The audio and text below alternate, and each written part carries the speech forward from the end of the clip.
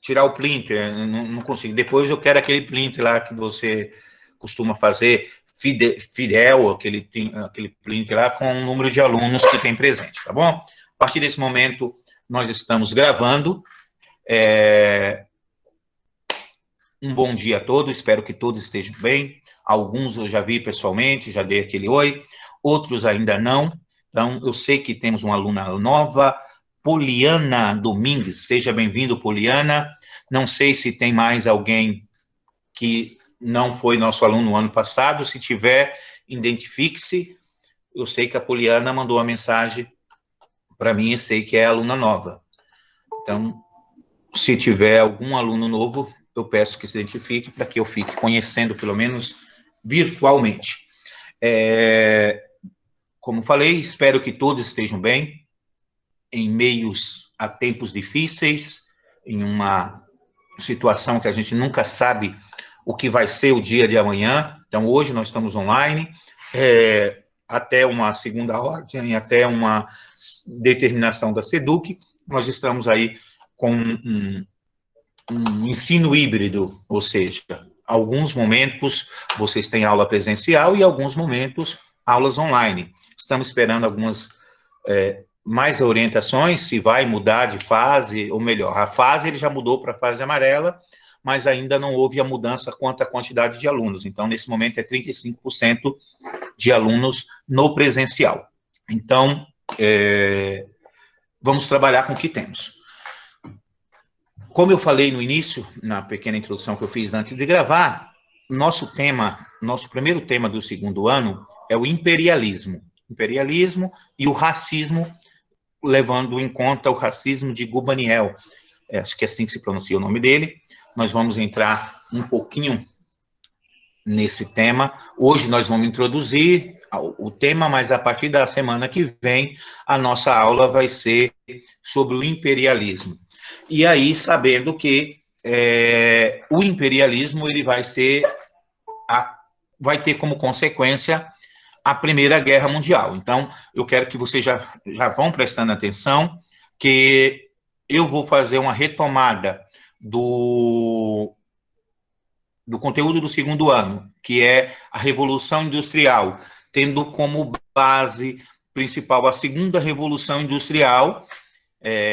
Como disse para vocês, alguns historiadores vão chamar de a Revolução Industrial, então eles não vão dividir em duas revoluções ou três, ele vai dividir em fase, em ponto de que as coisas vão evoluindo, vão ter novas tecnologias, mas eu vou ter como ponto de partida a primeira Revolução Industrial, só para introdução, depois eu entro na segunda Revolução propriamente dita, e trazendo um gancho para o imperialismo, a Revolução Industrial como consequência, como causa do imperialismo.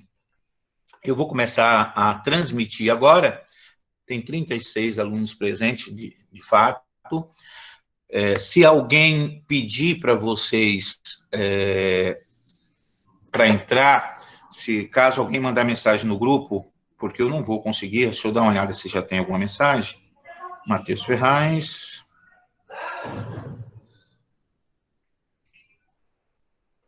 Não sei o que está acontecendo com o Matheus Ferraz, ele não está conseguindo, segundo ele, entrar no link. Eu vou mandar só um minutinho, pessoal. Deixa eu ver se eu consigo mandar para o Matheus Ferraz.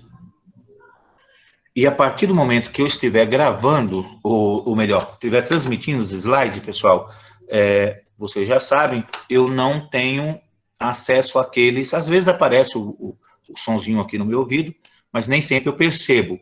Então, se caso alguém mandar mensagem para vocês, bom dia, Lohane,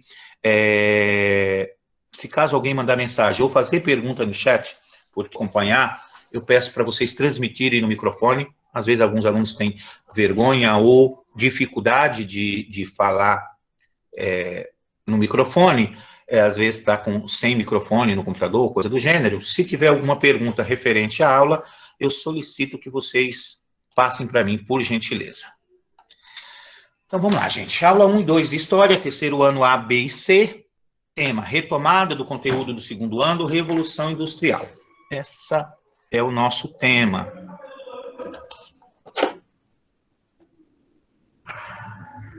Beleza, o Matheus Ferraz conseguiu.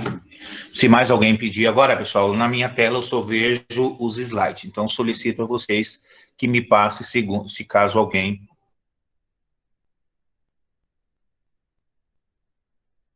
Transformação nas instituições políticos-sociais são resultado de lutas coletivas. Reconhecer que os processos de formação e transformação nas instituições políticas e sociais são resultado das lutas coletivas. Então, as mudanças só acontecem mediante a luta, mediante a exigência, mediante a nossa manifestação. Então, isso não é de hoje. A habilidade é alcançada no segundo ano, que é o reconhecer o processo de transformações das instituições políticas e sociais como resultado de lutas coletivas. Então, nós falamos na aula passada, na última aula sobre Revolução Industrial, e aí, falamos na aula passada, na última aula sobre Revolução Industrial, e aí entramos na questão do socialismo, anarquismo e comunismo. Como consequência aí da Revolução Industrial, vai surgir essas lutas e essas ideias de classe e assim por diante. Então, é dentro desse contexto que é a nossa habilidade. Então, o que é uma revolução? Revolução é uma mudança rápida e profunda que afeta a estrutura de uma sociedade, determinando uma nova realidade, pode ser cultural, política, social e etc. Então, quando falamos de revolução, quando há uma mudança no modo de viver, no modo de vida, vai mudar as estruturas de uma determinada sociedade, muda a realidade dessas pessoas, e aí pode ser dentro da cultura, política ou social. Por exemplo, nós estamos vivendo uma pandemia, e essa pandemia pode trazer uma revolução na forma de nos relacionarmos futuramente ou de nos cuidarmos. Essas mudanças, se mude a estrutura, vamos lá, hoje em dia nós não podemos nos cumprimentar mais, não podemos, apesar de eu ver que alguns ainda não aprenderam, mas os cumprimentos com beijinho, com toque de mão, bate e tal, está mudando. Essas mudanças são causadas dentro da sociedade, trazendo um impacto. Lógico, eu estou falando em algo que ainda não podemos perceber. Pode ser que essa pandemia, por exemplo, venha nos trazer uma mudança na forma de nos socializarmos. Ainda é muito cedo para dizer isso, mas a revolução traz essa mudança. A Revolução Industrial iniciou na Inglaterra em meados do século XVIII, implicou na mudança de uma economia de base agrícola, artesanal, para uma economia de base industrial, mecanizada. Expandiu-se para outros lugares ao longo do século XIX. Então, ela vai começar no século XVIII, vai aí até o século XIX. Então, o que acontece? Lembra lá de como vivia a sociedade da Idade Média. Viviam no campo, viviam basicamente da economia. A economia girava em torno do campo. Nós passamos por algumas mudanças, aí lembra lá que nós estudamos a crise do feudalismo, estudamos a crise do feudalismo, depois a ascensão da burguesia, essa burguesia que vai ascender socialmente através do comércio, agora vai partir para o lado da indústria. Agora, antes eu ia para fora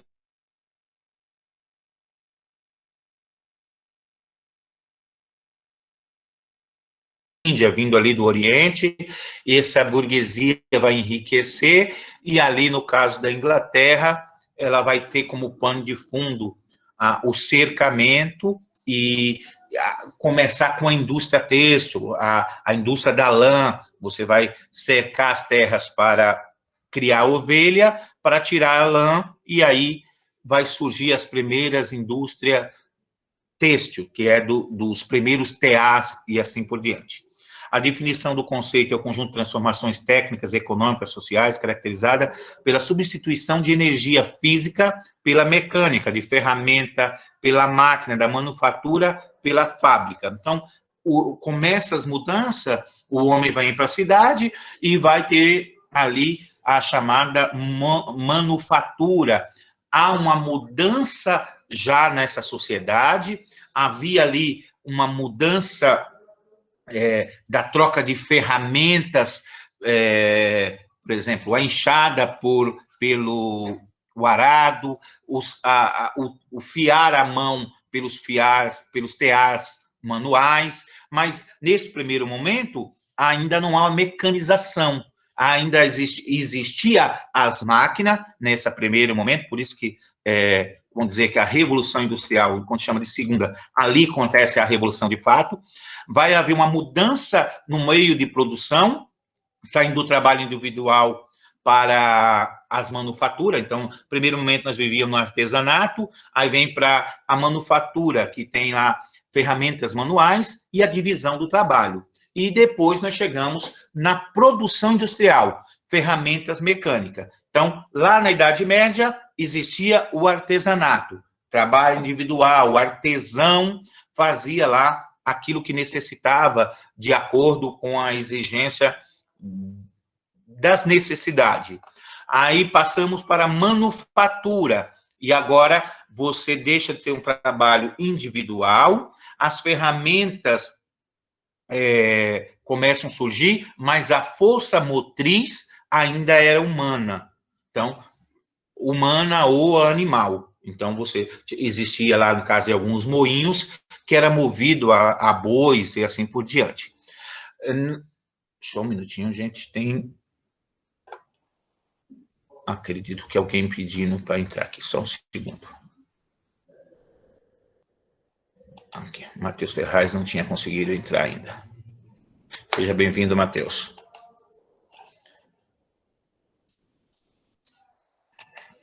Então, olha a evolução e a transformação da técnica. Sai do artesanato, vem para a manufatura, produção industrial. E aí é onde vai ter a mudança, de fato, na questão da relação, não só social. Porque a primeira mudança da Revolução Industrial, gente, vai ser local. Então, eu saio aqui do campo, vou viver na cidade. Eu era um artesão que produzia uma determinada coisa, vamos pensar aí, o artesão que fabricava a carroça, eu conhecia todo o processo de fabricar carroça. Então, desde trabalhar madeira, do pneu, todo o processo estava na mão do artesão. Quando nós vamos para a manufatura, esse burguês que ganhou dinheiro lá com o comércio, ele abria lá um galpão e dizia, olha, vamos continuar fazendo carroça. Ok, só que assim, vai ter uma divisão. O seu José vai cuidar do pneu, o fulano vai fazer o eixo, o ciclano vai trabalhar a madeira, fulano vai pregar os pregos, e assim sucessivamente. Então, estava dentro do mesmo lugar, só que assim, há uma divisão de trabalho. Cada um faz uma parte para tornar o trabalho mais dinâmico, mais rápido. Então, se eu produzia uma carroça por semana, agora eu vou produzir uma carroça por dia, porque cada grupo de pessoa vai fabricar um determinado item, juntou, vida que segue. Então, há a mudança local. Quando nós vamos chegar na Revolução Industrial, aí que vai ter consequência, que vai trazer o imperialismo e o neocolonialismo. Porque se eu vou produzir mais, eu preciso de matéria-prima e de mercado consumidor. Agora, enquanto na manufatura eu faço localmente, eu atendo a demanda de uma determinada cidade, de um determinado estado, ou até mesmo de um determinado país, agora com a indústria, eu vou produzir muito mais do que eu preciso. Se eu estou produzindo muito mais do que eu preciso expandir as minhas fronteiras. E o mundo já estava todo dividido. com exceção aí que os dois países que vão chegar por último nessa corrida, no caso da Europa, vai ser a Itália e a Alemanha, que são os dois últimos países a se tornarem, quando nós estudamos lá a formação dos Estados nacionais, a Itália e a Alemanha são os últimos países a se unificar. Então, com essa mudança, a Itália e a Alemanha vai chegar num mundo que já está dividido. E eu quero uma fatia do bolo. Opa, você chegar atrasado e quer sentar na janela? É aquele aluno que chega atrasado e quer escolher o lugar, sentar na sala. E ainda arruma briga. Opa, como assim? Esse lugar é meu, esse lugar me pertence. Eu também tenho direito. Ah, mas lá no segundo ano eu já sentava aqui. A Itália e a Alemanha chegam e, opa, eu quero também participar dessa divisão, que aí vão gerar os conflitos que nós vamos chegar depois, que é que vai causar a Primeira Guerra Mundial. Então, os antecedentes, eu acho que não vou perder muito tempo, porque eu falei que eu ia ser rápido, eu já estou vendo que eu vou demorar mais do que eu queria. Então, os antecedentes foi a Revolução Comercial, no fim da Idade Média, a burguesia ascende ao poder, como nós já falamos, o burguês que ganha dinheiro com o comércio agora vai investir em novas tecnologias, e aí vai acumular capital, a existência de matéria-prima vasta, vamos pensar aí nas primeiras máquinas a vapor, tinha bastante árvore para queimar, tinha bastante carvão, então mão de obra baratíssima, mão de obra desqualificada e barata, e a existência de mercados consumidores. Então, esses daí são os antecedentes. Só que quanto mais eu vou produzindo, mais necessidade eu tenho. Falei, já não vou nem entrar nesse assunto, porque eu já falei do pioneirismo inglês, porque foi a primeira Revolução Inglesa, porque lá uniu, já tinha tido a Revolução Gloriosa, já tinha passado, eles já estavam num sistema de governo que era uma monarquia parlamentarista, já tinha tido algumas mudanças ali na Inglaterra, do ponto de vista político, que já não era mais o poder absoluto, já havia uma Constituição que ditava a regra de como o rei devia proceder, e aí já havia uma influência da burguesia, por isso ela vai se tornar a pioneira. Na segunda metade do século XVIII, o aparecimento das primeiras máquinas de tear, mecânico, máquina de fiar, transformações de oficinas em indústria, máquina a vapor, aumento da produtividade. Então, aqui está a revolução de fato. Agora nós já temos máquinas que não são mais movida, a força motriz não é mais humana. Agora já tem máquina que são movidas ao vapor e isso vai produzir cada vez mais, dinamizar a produção. Consequência da Revolução Industrial. Modo de produção capitalista se torna um modo de produção dominante, exportações, necessidade de buscar mercado para extrair matérias-primas e vender os manufaturados. Aí é onde tem o problema. Aí é onde começa o conflito de fato. Poxa vida, ela começa na Inglaterra, mas vai chegar em outros países. E enquanto a Inglaterra era toda poderosa, lembro para vocês, eu já falei isso, nesse momento a Inglaterra era para o mundo o que os Estados Unidos é para o mundo hoje. A Inglaterra dominava, influenciava, a Inglaterra financiava mudanças em colônias aqui da América. Nós vamos saber que a Inglaterra vai influenciar na mudança de governo no Brasil, na independência do Brasil de Portugal para atender os seus interesses. Então, eu preciso correr atrás de mercado consumidor e de matéria-prima, porque você vai explorando, a matéria-prima é finita. Chega um momento que a Europa em si já não dava conta de suprir as necessidades da indústria. E se eu não tenho o que eu preciso aqui, eu tenho que buscar lá fora. Se lá fora já tem um atravessador, vamos pensar na América, já tinha a Espanha e já tinha Portugal, que tinha as colônias aqui, poxa, comprar de uma outra metrópole não sai tão barato. Então, nós temos que influenciar as mudanças nessas colônias, trazendo revoluções, trazendo mudança, no caso do Brasil, a independência, no caso da América Espanhola, financiar ali os revolucionários que estavam querendo se desvencilhar do poder da coroa espanhola, e assim vai tendo as mudanças sociais e a intervenção nas políticas externas de outros locais. Aí, quando você começa a intervir, você começa a entrar em conflito com outras potências. Então, consequências sociais, surgimento das gravíssimas questões sociais, como jornada de trabalho de 15 a 16 horas. Não vou me aprofundar, porque nós já estudamos Revolução Industrial. Se vocês tiverem alguma dúvida, manda mensagem, pergunta, mas eu não vou me aprofundar muito nas mazelas da Revolução Industrial. Eu quero, nesse momento, trabalhar a Revolução Industrial como consequência do imperialismo, que é para depois nós entendermos os conflitos que vão gerar a Primeira Guerra Mundial. Então, jornada de trabalho era longa, salário era miserável, condição de trabalho eram péssima, habitações péssimas, condições de exploração de trabalho infantil e feminino. Mas não é isso que vai trazer as mudanças. Professor, agora, a consequência política. Pode falar. O Nelton pediu para você aceitar ele. Mas, e a Larissa também, prof.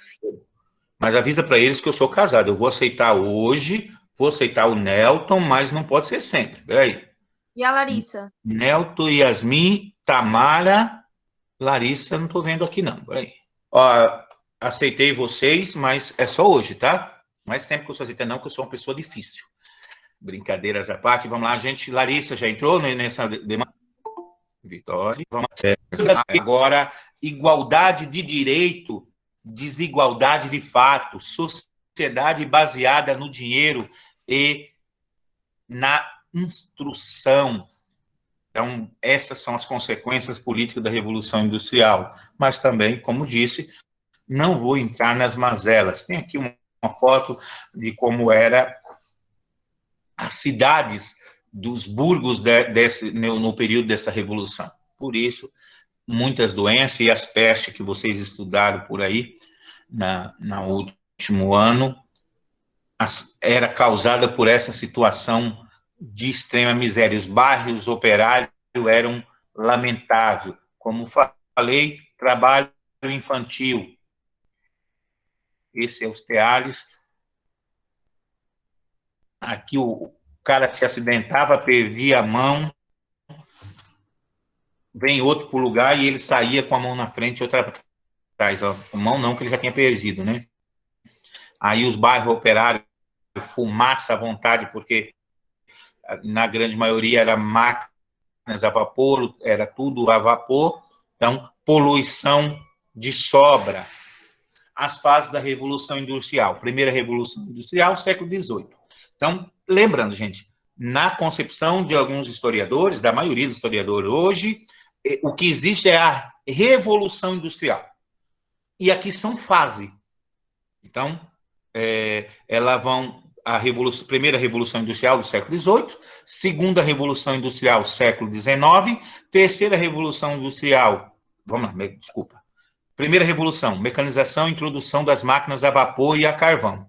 Aqui começa a Revolução. A segunda Revolução, produção em massa, linha de montagem com base no petróleo e na eletricidade. Aí vem linha de montagem, Fordismo e outros meios de produção que nós conhecemos como linha de produção. E terceira Revolução, a produção automatizada, utilizando computadores eletrônicos e TIs. E a quarta Revolução Industrial, que é o dia de hoje, que é produção inteligente incorporada como internet das coisas e Big Data. Aí vocês que são da área de tecnologia sabem melhor do que eu, porque eu sou meio lesadinho nesse ponto. Então, aqui na segunda Revolução Industrial, que aí, quando chega a segunda Revolução Industrial, gente, que é a segunda fase dessa revolução, que aí nós entramos nas fontes de energia como petróleo e eletricidade, aí é que eu vou precisar mesmo de explorar outros territórios, porque a Europa é limitada. Vocês pegam um mapa da Europa, vocês veem o limite que ele tem. Então, eu precisava de buscar alternativa. Por que é que os países da Europa querem gastar dinheiro que nem louco na preservação da Amazônia, não sei do que lá, se interferindo no mundo? Porque na Revolução Industrial os caras devastaram a Europa. E hoje ninguém quer reflorestar coisa do gênero. Não. Agora eles ficam querendo dar pitacos nos países dos outros, e aí eu não vou nem entrar no mérito se é certo ou errado, não. A questão a Europa ela explorou de forma predatória todos os seus recursos naturais e chegou o momento que aí eles precisam buscar fora. E aí eles estão vendo que lá fora também está se extinguindo, está acabando. E aí o que vai acontecer?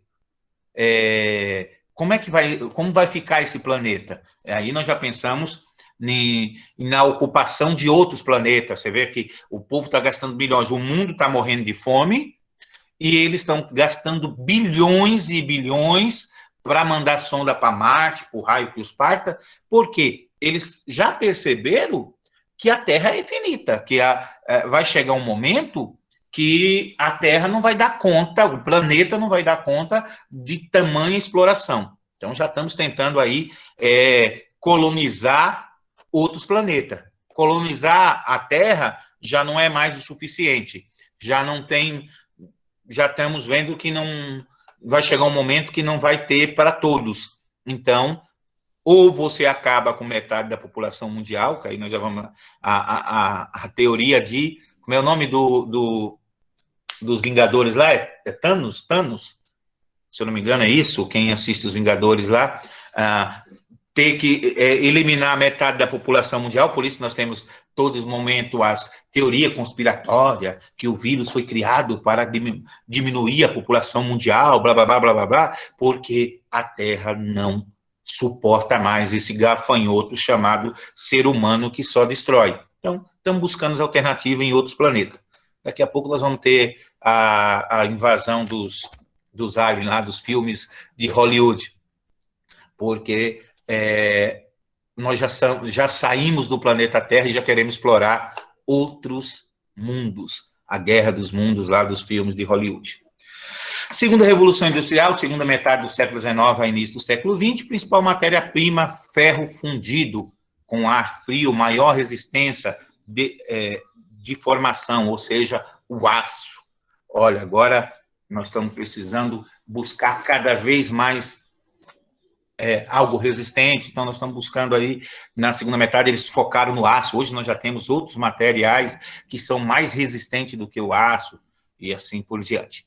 Capitalismo monopolista, domínio de indústria pelas inversões bancária e financiamento, a formação das grandes reservas de capitais, destinação entre propriedade particular dos dirigentes da empresa, patrimônio da empresa. Agora, quando o capitalismo vai chegando a um ponto que ele fala, olha, tem que ser diferenciado. A empresa é uma coisa, o dono da empresa é outra. Então, nós vemos essas empresas ali desvinculando o seu capital do capital do seu dono. Responsabilidade econômica de organização, crise capitalismo, superprodução, subconsumo, expansão do imperialista, surgimento das empresas gigantes. Aí o que vai acontecer? O mundo vai cada vez mais precisando de matéria-prima, mercado consumidor. Matéria-prima versus mercado consumidor. Gente, tá aqui Perdigão e Sadia, só para mim justificar explicar, dentro desses monopólios, as empresas gigantes como Trust, é quando empresa do mesmo ramo se funde para controlar o preço da produção e o mercado, tendo como monopólio a sobreprodução. Então, as empresas, vamos pensar, a Sadia, Perdigão, elas dominam um segmento, elas se fundem, e aí elas têm o controle dos preços, e aí já não tem mais concorrência. Cartel é quando a empresa independente faz em acordo com o objetivo de dividir o mercado, combater os concorrentes. Uma das estratégias utilizadas é o preço combinado, mais ou menos semelhante para obrigarem os consumidores a pagar o valor que elas querem. Então, mesmo empresa de segmentos diferentes, ou de donos diferentes, olha, nós trabalhamos, vamos vender coco. Olha, se eu vender a 10 e você a 2, ó, beleza, tudo bem. A 8, eu vou dar um jeito, eu vou baixar a 7,50 e vai chegar uma hora que nós não vamos lucrar. Então, se nós combinarmos um preço mediano, não vamos vender a 10, nem vamos vender a 8. Vamos vender a 8,50. Então, eu equilibro e aí combino os preços e aí vai variar. Em um lugar eu vendo a 8, no outro eu vendo 7,50, no outro mercado inverte, eu passo a vender a 7,50 e vocês vendem a 8 e aí combinam um preço para manter-se no poder. Aí a terceira fase de especialização do trabalho, não vou entrar nesse mérito, porque nós já trabalhamos como linha de produção, Fordismo e assim por diante.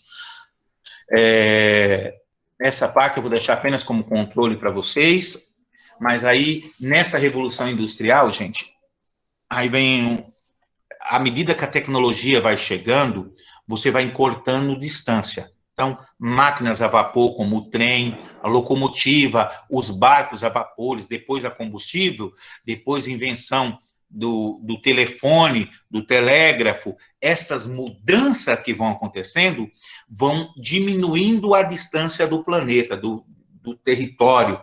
Porque antes, para você comprar algo de um lugar, você saiu, o comprador tinha que viajar até a Índia, fazer a compra, levava dias até chegar lá, depois mais alguns dias, meses, para a mercadoria chegar.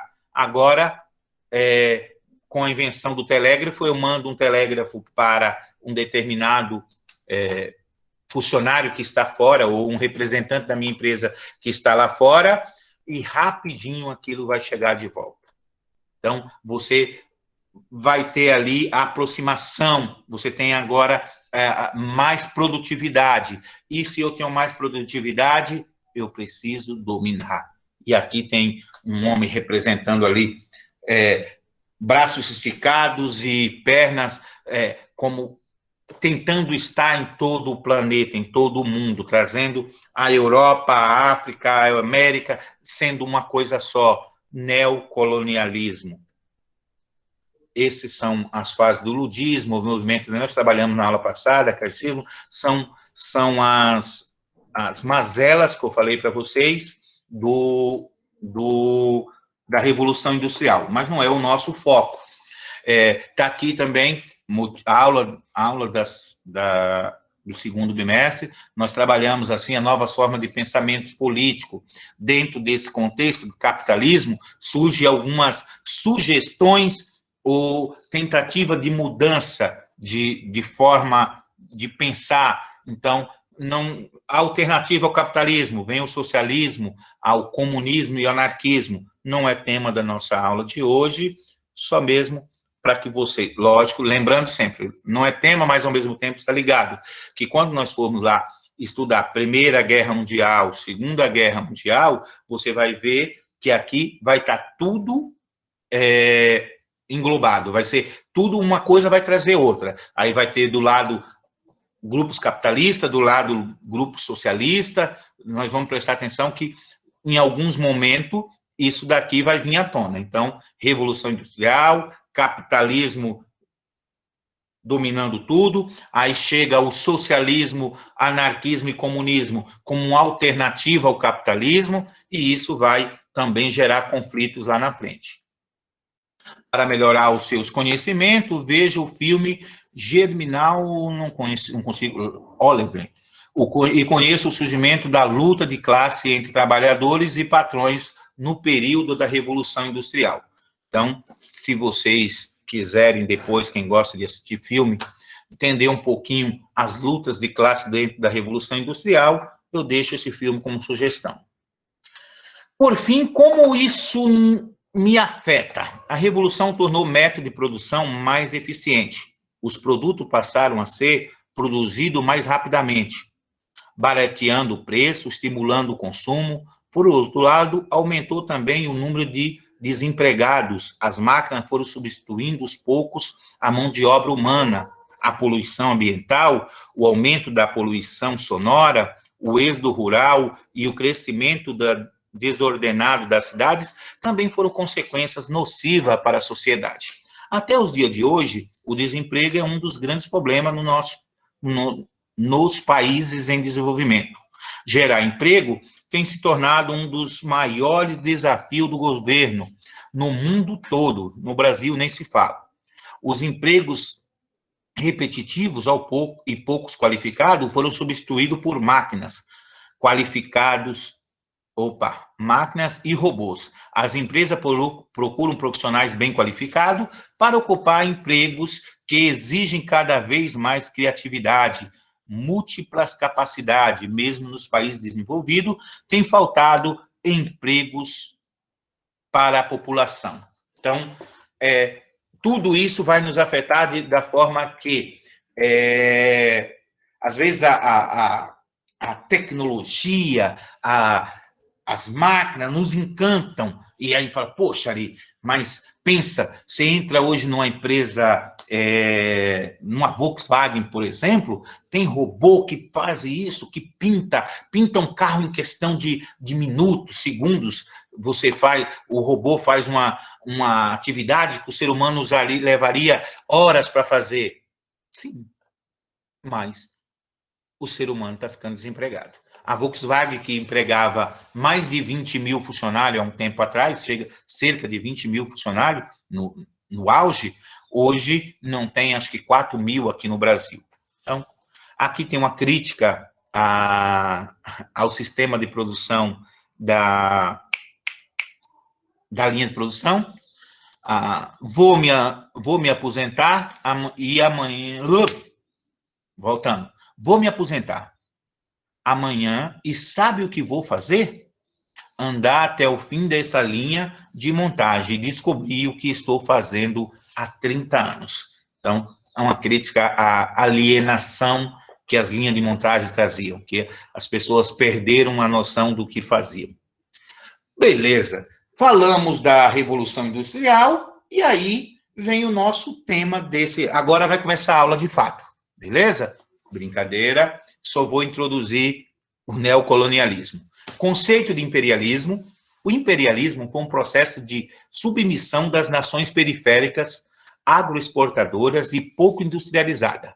As nações centrais industrializadas, através de diversas formas de domínio econômico, político e cultural, após a Segunda Revolução Industrial. Então, lembra que eu falei que a Revolução Industrial como causa do imperialismo? Então, se eu sou um país industrializado, eu vou submeter aqueles que não são, os países periféricos, as colônias da América. No caso do Brasil, a Inglaterra vai financiar a nossa independência de Portugal para explorar, para comercializar. Então, nós saímos da mão de um, caímos na mão de outra. No caso da África, que vai ser o tema central das nossas próximas aulas, África e Ásia, eles vão dividir a África inteira, vão repartir a África entre os países industrializados, entre os grandes impérios industrializados. O Bloco Central, país altamente industrializado, com tecnologia avançada e capitais excedentes, Inglaterra, França, Bélgica, Holanda, Itália, Alemanha, Estados Unidos e Japão. Blocos periféricos, nações de economia tradicional, agrária exportadora, sem tecnologia ou capital excedente para investir. Exemplo, continente africano, continente Ásia, Oceania e América Latina. Então, esses são os que vão sofrer os embargos, as intervenções dos países industrializados. Colonialismo europeu e neocolonialismo do século XIX. Então, no século XVI, a América é o foco. No século XIX, África, Ásia e Oceania. Fase do capitalismo mercantilista, na primeira fase, eu precisava de metal, em busca de metal. Um país rico era aquele que tinha o maior número de metal precioso nos seus cofres. No neocolonialismo, o capitalismo financeiro, monopolista, industrial. Então, agora já não é mais o capitalismo mercantilista, e sim o capitalismo financeiro. Os bancos entram na jogada, as grandes empresas entram na jogada. Patrocinadores do neocolonialismo era a burguesia comercial dos estados metropolitanos europeus. No neocolonialismo, burguesia financeira, indústria, Estado, Europa, América do Norte, Estados Unidos, Ásia e Japão. Os objetivos econômicos era garantir mercado consumidor no colonialismo e no neocolonialismo e garantir exploração dos produtos coloniais. Já no neocolonialismo, reserva de mercado para a produção industrial, garantir o fornecimento de matérias-primas como carvão, ferro, petróleo, metais e não ferrosos, controle de mercado externo para investimento de capitais excedente. Então, essa era o objetivo. E aí vem a justificativa, gente, que aí é tosco. Eu falei para vocês que o tema da nossa próxima aula é o colonialismo e o racismo. A justificativa ideológica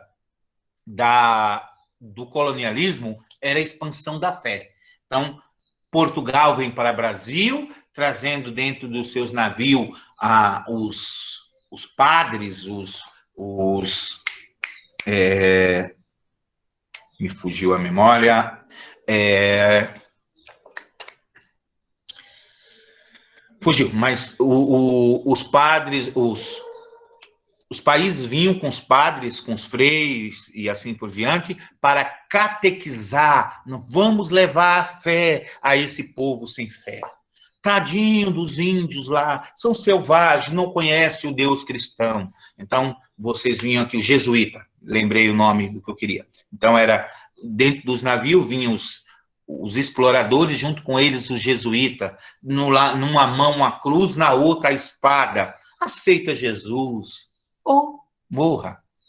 No neocolonialismo, aí agora já muda. Já não é mais a questão da fé, é a missão civilizadora de espalhar o progresso técnico-científico pelo mundo. Olha, o povo africano é um povo atrasado, blá, blá, blá, blá, blá, blá. Olha, vamos levar a civilização àquele povo. Olha que povo usando lá as ideias que o Marx trabalhou com vocês, como é o nome do cara da evolução? Darwinismo social. Olha, eles são povos atrasados. Os brancos, que são a nação escolhida por Deus, que tem inteligência, precisam civilizar esse povo tão sofrido. E nós temos até os dias de hoje o mundo como ele é. Então, dentro desse contexto, gente, tem alguém mandando mensagem aqui a rodo. Só um minutinho. Deixa eu ver se é alguém dizendo que não está entrando na aula. Por quê? Segundo D, terceiro B. Não, é a Priscila mandando mensagem para os grupos das salas. Então, vamos lá, gente. Por hoje é isso. Dentro daquilo que eu me propus fazer, era tentar, dentro de uma forma sucinta, trazer a Revolução Industrial como consequência do neocolonialismo. Então, em busca de mercado consumidor e de matéria-prima, que os países vão explorar os demais, e aí as desculpas que vão usar são mil. Então, as desculpas são outras. Uma coisa é o que eu quero, mas eu não posso simplesmente dizer para vocês que eu quero explorar um determinado grupo. Então, olha, vamos para a África para tomar suas riquezas. Não pega bem para um europeu cristão, um homem de bem, ir para a África em busca simplesmente de dinheiro, em busca de interesses. Não pega tão bem assim. Então, nós vamos para a África em busca de civilizar, de levar uma civilização a um povo atrasado. Então, essa é a justificativa, e aí nós vamos entrar na próxima aula, nas consequências desse imperialismo, porque é tentarmos entender o porquê é que a África é o que a África é hoje. Então, nós só lembramos da África quando a gente vê, quando nós falamos de África, a gente só lembra da desgraça, a gente só lembra da África como um país sofrido, como um país onde a fome domina, onde a guerra está o tempo inteiro. Eles estão sempre se matando, eles estão sempre em guerra, estão sempre em disputa. O porquê isso? Então, qual é a justificativa que se dão?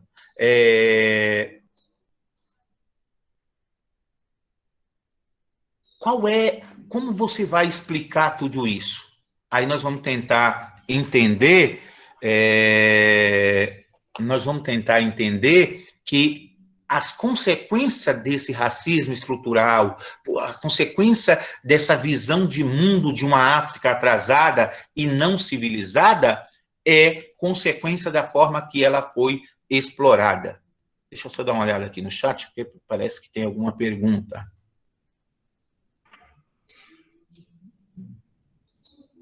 O Vitor já explicou para você, Lohane, porque já tinha tido colonialismo. O primeiro colonialismo foi quando formaram as primeiras colônias, o mundo já estava pré-determinado, pré-dividido. Aí vem quando eles resolvem voltar as atenções para a África como neocolonialismo, um novo colonialismo, uma nova forma de colonização, uma nova forma de exploração desses países, que aí vai ser o foco da nossa próxima aula, beleza? Agora ele viu o quê? Gente, eu não consigo acompanhar, vocês têm que entender que agora ele viu pelo microfone. Ele não está olhando o chat. Pergunta, não sei quem é. Quem falou isso? Lete Silva. Quem é Lete Silva? Eu. É Letícia, é isso? Sim. É porque ela tava perguntando se eu não tava olhando o chat. Eu falei assim, gente, pergunta pelo microfone. Só que quando eu falei isso, você tava lá olhando o chat. Eu vi a mensagem, eu vi a Lohane perguntando, e em seguida o Vitor respondeu, acho que o professor pode explicar melhor. Aí eu percebi. Por isso que eu falo, ainda não tenho essa atenção toda para o chat. Tenho que me cuidar nesse ponto. Quando você está apresentando, você não consegue ver. E, às vezes, quando você termina a apresentação, já vamos para o final da aula e acabo não vendo as perguntas. Mas fica tranquila, Lohane, que na próxima aula, aí nós vamos entrar, de fato, no neocolonialismo. Nós vamos tratar ele, de fato, esse novo colonialismo, essa nova forma de exploração dos países do continente africano, da Ásia, e aí nós entenderemos um pouquinho melhor essa questão, e até mesmo para nós entendermos esse racismo que existe até hoje, que foi uma construção. Então, nós vamos compreender que foi algo tão bem construído e embutido dentro da mente das pessoas que nós temos isso como natural hoje. Então, por que é que as pessoas pensam assim? Foi criado toda uma narrativa, foi criado todo um contexto histórico, havia explicação religiosa, havia explicação científica para mostrar que os africanos são inferiores. Se não me falha a memória, depois a gente vai conversar, só vou partir para o encerramento, para a aula não tomar mais tempo do que eu queria. Mas havia uma explicação religiosa. Quem está assistindo Gênesis por aí, vocês lembram de Gênesis? Sim. Lembra lá do Noé Chapadão? Assistiu? Sim. Então, Sim, assisti. Lembra da frase dele para Cã? Ele amaldiçoou a família dele, que seria servo. Então, olha a explicação da Idade Média porque a África era atrasada. Então, Sem, Cã e Jafé, Noé tem 3 filhos, Sem, Cã e Jafé. Lembrando que a América não existia, só existia 3 continentes no conhecimento daquela nação. Então, Sem habita a Europa, Jafé habita o Oriente, se não me falha a memória, e Cã habita a África. Mas não esqueçam que quando Noé amaldiçoa Cã, maldito seja tu, Cã, e toda a sua geração, e a geração da geração da geração lá do seu filho, blá, blá, blá, serão servo dos seus irmãos. Olha a maldição de Noé.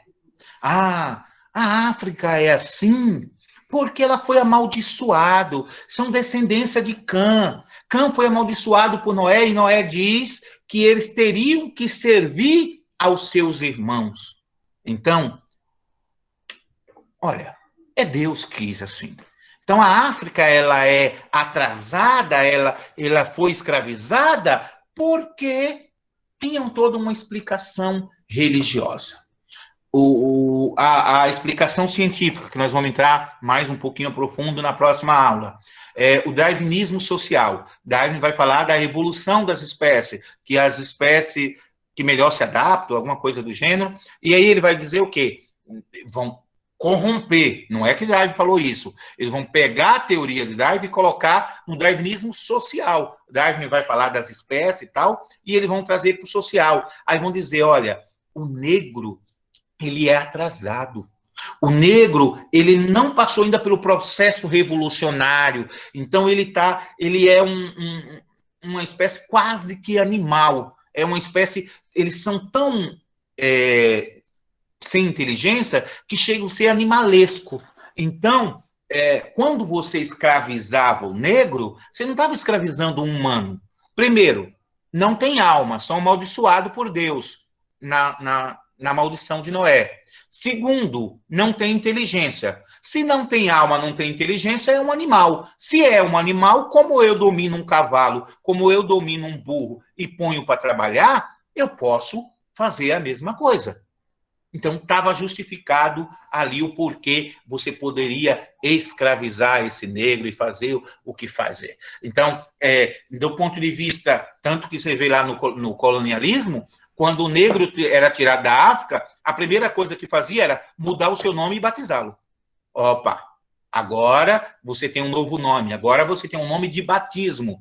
Então você já tinha essa visão da África que podia ser explorada por isso. Aí vem o darwinismo social, que vai dizer que é um povo que não tem inteligente, que é um povo bruto, que é um povo que tem que ser civilizado.